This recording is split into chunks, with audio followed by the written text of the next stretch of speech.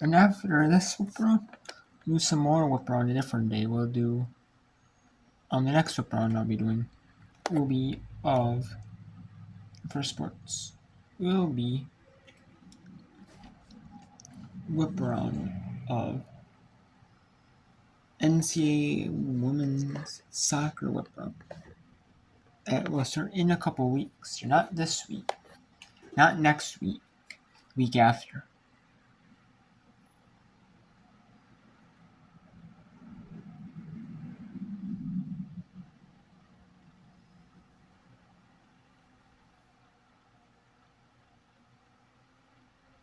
It's going to be the 14th of August. 2 weeks, you'll see the women NCAA women's soccer, which is college women's soccer. They'll be starting their opening day of games.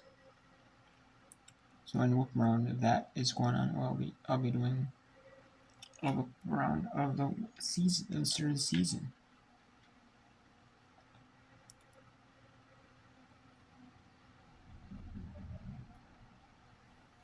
I'll be kicking off the season with the whip round. Because I can do a college soccer whip round. I don't know if I'll be doing it all day long, but I'll be doing a good bit of it. Whip round though. Of some college soccer action.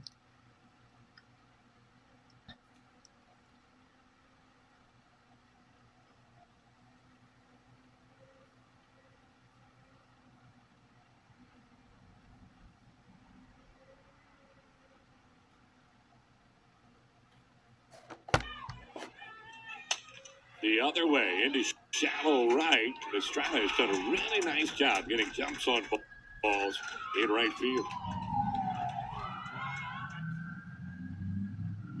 And we talked about the wind. That can be those balls in the air can be tough. She's handled it very well. And you can see she goes with this pitch. Heck goes with this pitch to hit it to right field. And I do think for Delaware right now, balls in play have got to be a win. They've got to be celebrating balls in play off Arnaz.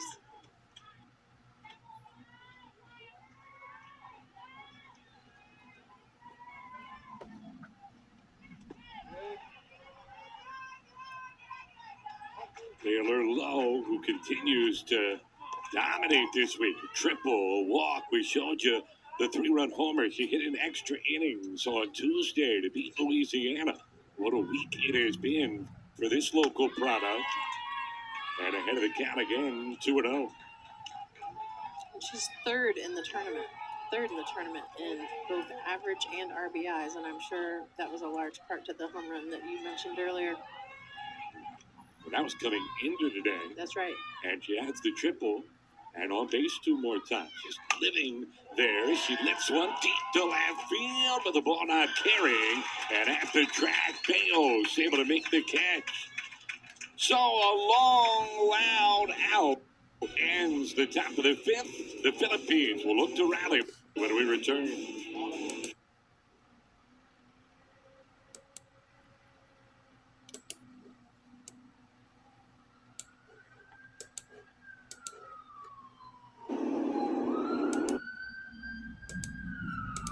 She's turning for third.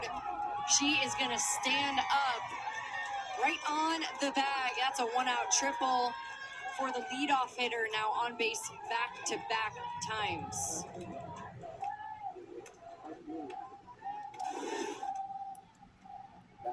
White just getting turned around. This ball's hit deep. Zudemeister on her horse. She has been so elite on the base paths this entire week. A lot of speed, very good read on the ball, understanding that risk to go for third, and she ends up grabbing a triple here with only 1 out on the board. She means money for them in that one. She was out of the box quick for that. Paisley Aoki is the batter. Takes the ball outside. It's 1-1. All right, so any other final thoughts that we'll circle back on and bookmark? And I mean, this past season was so offensive heavy. We just saw so much offense, and I think it's almost time for that pendulum to swing back into a pitcher's game.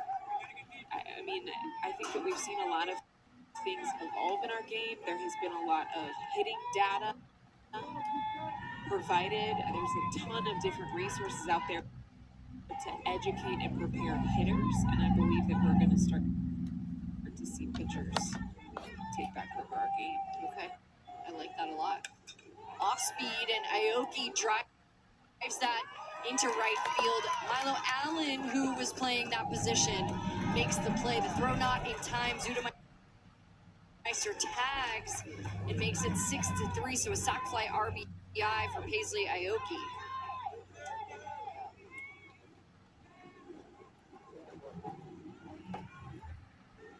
Now, shortstop, Aliyah Anzai.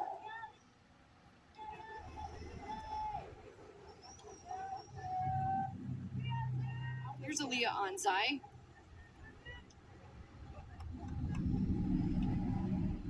She made it a 2-2 ball game in the third and also scored.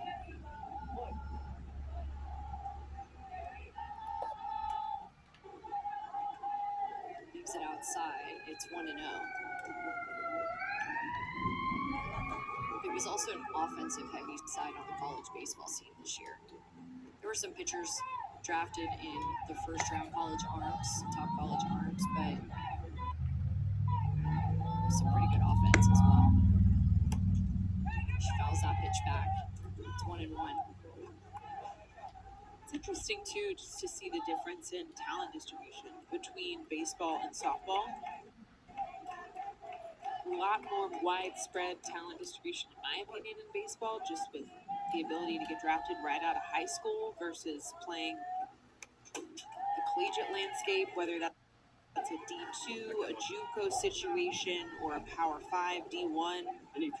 Softball, it's a little bit more streamlined. The pipeline a little bit more streamlined, although so much talent just between divisions, right? Whether that's D1, D2, JUCO, NAIA, a lot of talent and ability there. But I guess I would ask your opinion. Like, what do you see on the baseball side? Well, what I think softball has the advantage in is that as a freshman, tell me if I'm wrong, you can play an impact Oh yeah, right away all over absolutely. the field. It's a lot different in college Yeah. baseball. There are some freshmen, but it's very rare, Very rare. to get consistent playing time as a freshman in college. Very rare. I think that's a great point. We did see a lot of impact freshmen. We do continue to see a lot of talent that steps into a program. That one falls just behind Bowers at second base.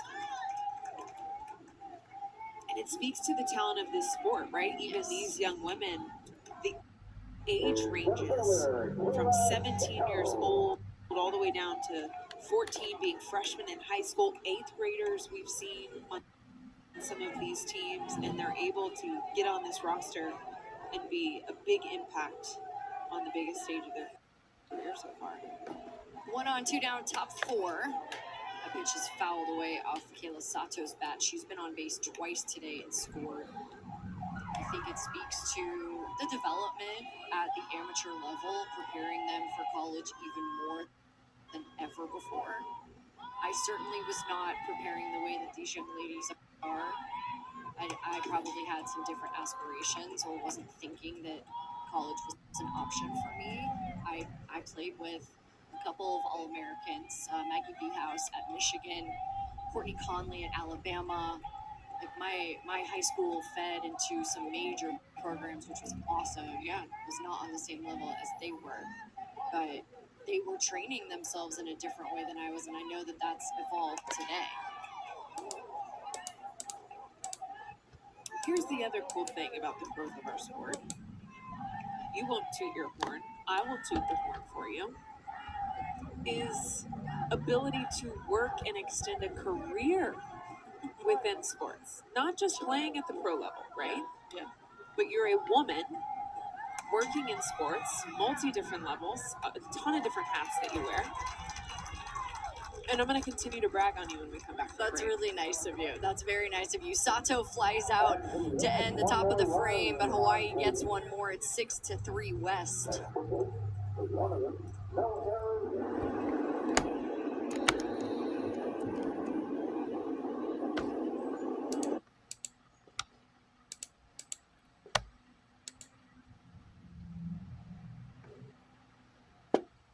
Next we have Texas.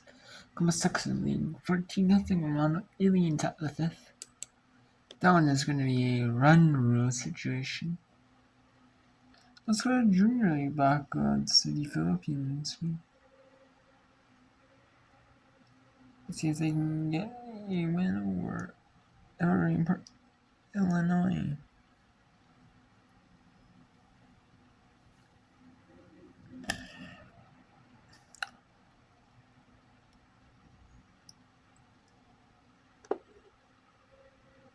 I guess we're going to Georgia Miller versus Backlands Philippines series.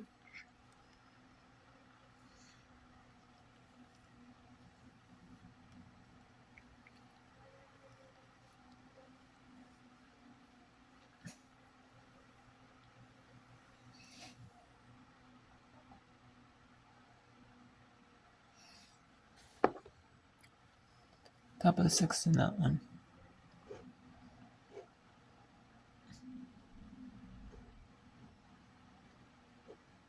And there's only now 2 games. LeBron will be over, so.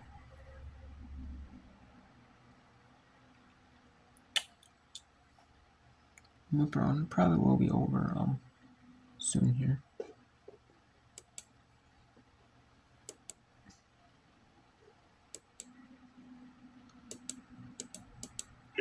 And that's where they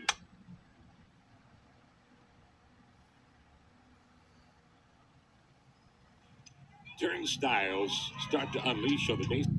Well, in multi-runner situations, what the defense should be talking about is the speed. So that's the only thing that changes in that situation is what is the speed of the runner. And they need to be talking the speed, and you had good speed at third, probably average speed at third base there. So maybe they weren't worried about her taking home, and they communicated that. Lutz has been on base twice, scored a run in the 2nd inning. That 2nd inning is where Delaware's runs came. He scored 3 in that frame, and all of them with 2 outs in the inning. Otherwise, who knows where we would be. 2 out RBIs are daggers. Roller to short. Labredo just in time, 2 down.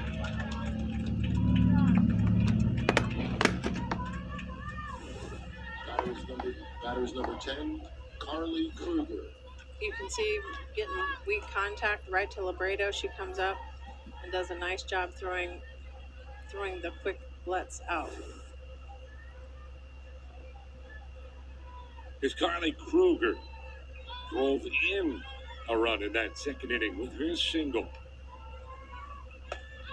And taking a strike with the inside corner.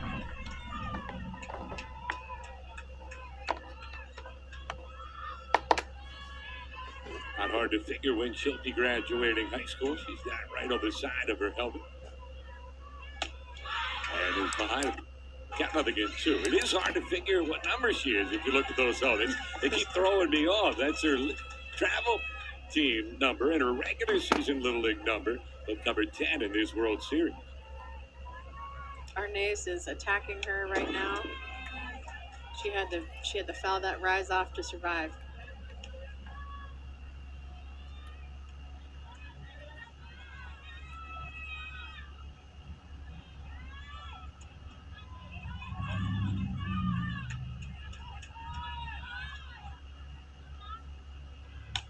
Popped up.